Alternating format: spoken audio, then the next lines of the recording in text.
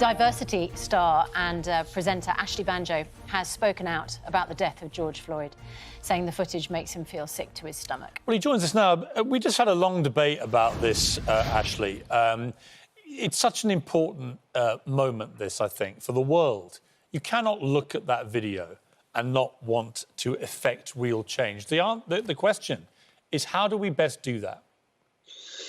I think it is first acknowledging that this chapter of George Floyd can't end with the arrest of one officer or the potential conviction of that officer, or even the arrest of all four and the conviction of all four officers involved in his murder.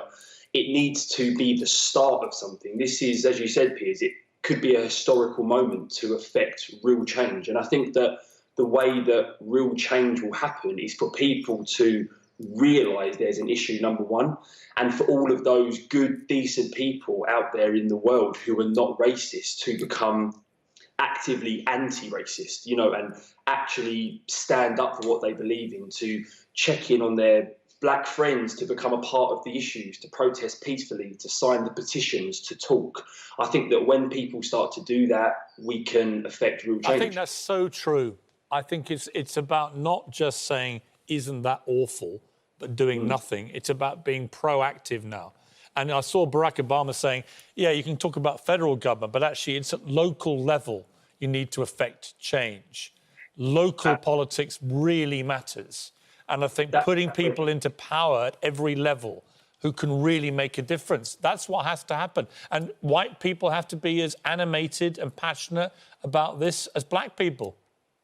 Just as passionate, if not more so, Piers, because as you've said, there is a privilege that comes with being white. And I think that that's an uncomfortable thing to say. And when I say it out loud, you know, I'm half white, I'm half black, I'm a mixed race person from a mixed race family. I have a white mum and a white dad.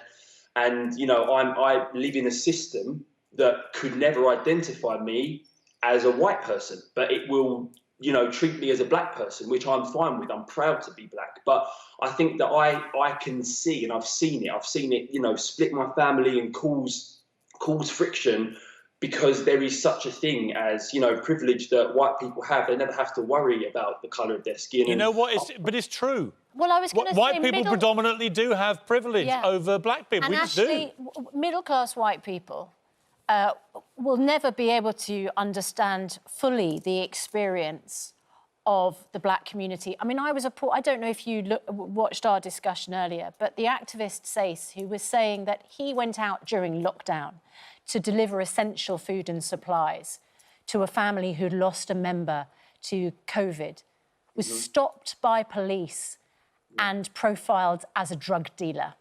There you go. He was stopped 4 times during lockdown, doing good deeds for other people. He's been stopped 30 times during his life, and he's in his mid-30s. I suspect, Piers, you've been stopped 0 times. Never been stopped by the police. Yeah. I mean, never been stopped by police. So how can I possibly understand what that is like? I mean, the irony here is, I know you because you appeared on Britain's Got Talent when I was a judge, and you were called Diversity, and you won Britain's Got Talent. That's the ethos we need to take now to all aspects of our society, isn't it?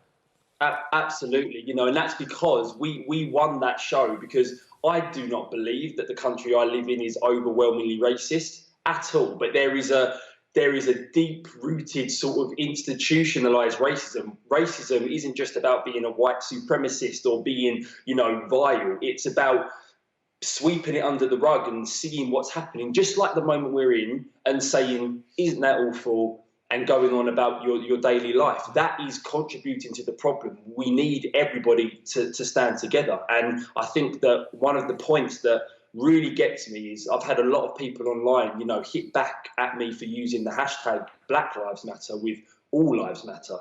I completely agree. All lives matter. I love everybody, want to send nothing but positivity. Like I said, I have a white mum and a black dad. But until Black Lives Matter properly, the statement All Lives Matter is hollow. And that is what we need to address.